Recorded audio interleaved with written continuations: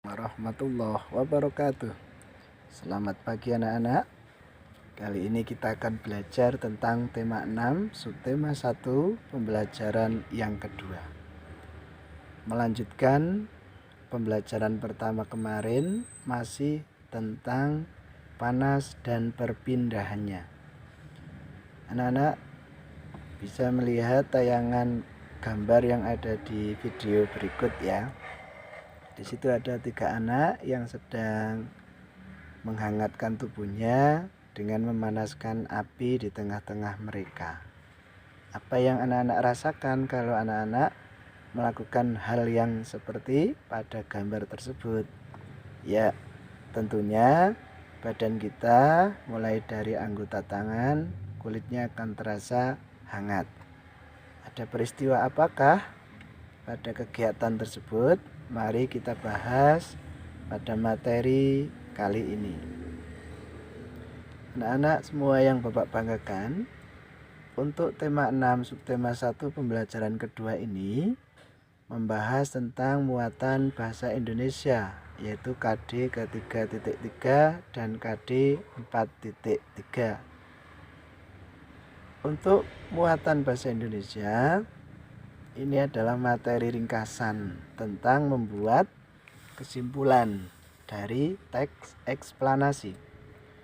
Adapun langkah-langkah yang harus diperhatikan dalam membuat ringkasan dari teks eksplanasi adalah: 1.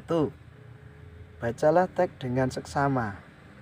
Membaca jangan tergesa-gesa, pelan, 1-2 kali, diulang kembali. Untuk yang kedua, mencatat gagasan utama dari setiap paragraf. Yang ketiga, ubahlah gagasan utama menjadi kalimat efektif.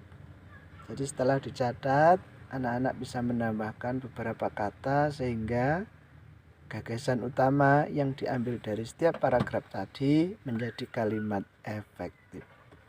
Yang keempat adalah merangkai kalimat-kalimat tersebut sehingga menjadi paragraf yang padu. Jadi setelah ditulis, setiap gagasan utama dari paragraf yang ada dirangkai menjadi kalimat yang padu, menjadi sebuah paragraf. Yang kelima, pastikan kalian menggunakan kosakata baku dan ejaan yang sesuai pedoman umum ejaan bahasa Indonesia.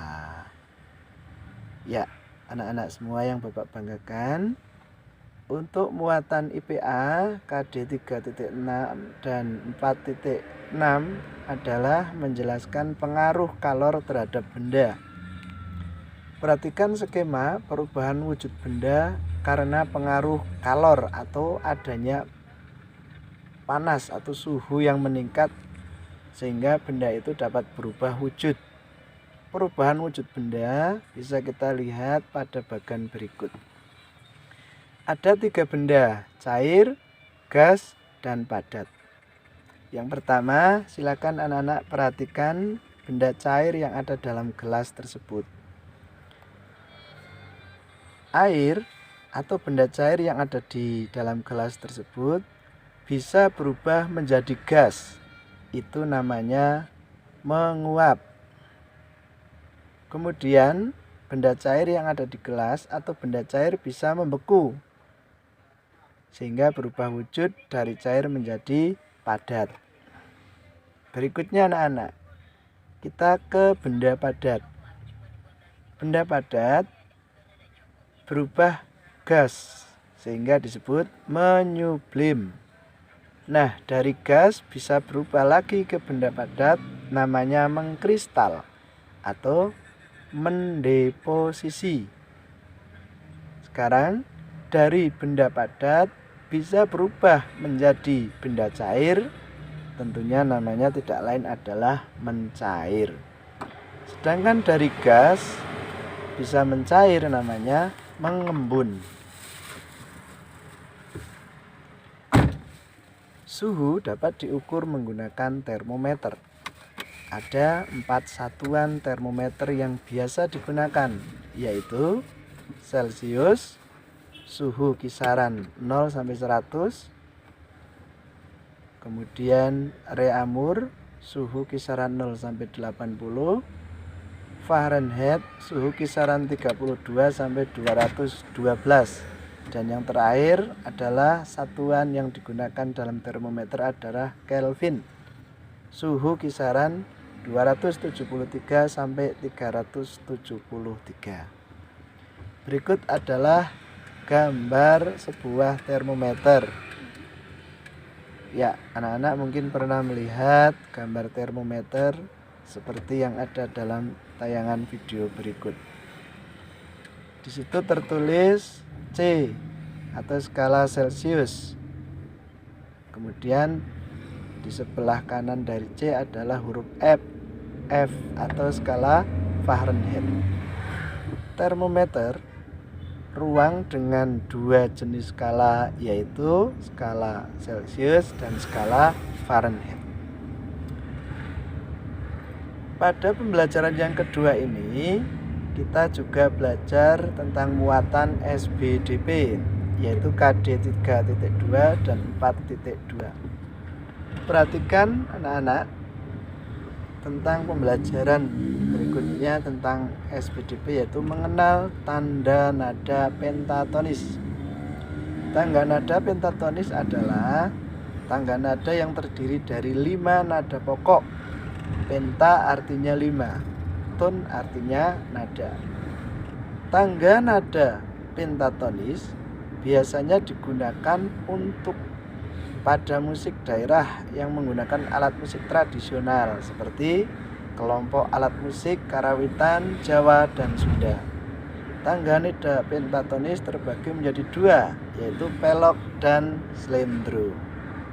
Apa itu tangga nada pelok dan slendro? Kita baca materi berikut.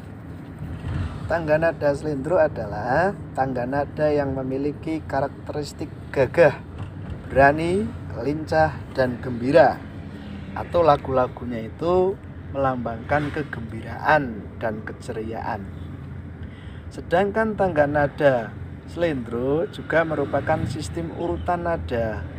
Artinya ada 5 nada dalam satu gambyang dengan pola jarak yang hampir sama. Perhatikan susunan nada seperti berikut ini.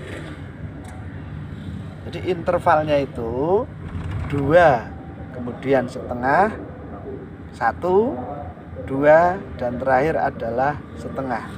Ingat, tangga nada slendro itu diawali dengan do dan diakhiri dengan do. Bunyinya seperti ini: do, mi, fa, sol, si, do. Nah, artinya jedanya itu harus jelas. Kemudian tangga nada yang kedua adalah tangga nada pelok. Tangga nada ini merupakan urutan nada yang terdiri dari 5 atau 7 nada dengan menggunakan satu pola dengan jarak nada seperti yang ada di gambar.